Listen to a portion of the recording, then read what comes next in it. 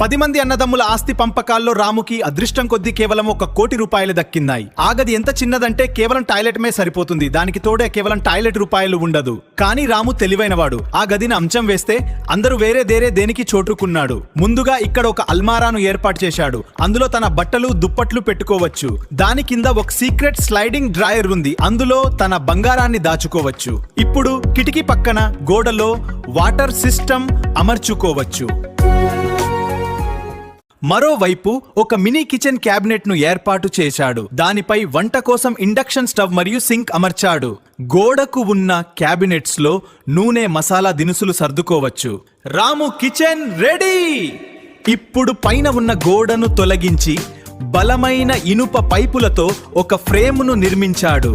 దానికి water proof plywood షీట్లను వేసి రక్షణ కోసం గ్లాస్ రేలింగ్ ను అమర్చాడు.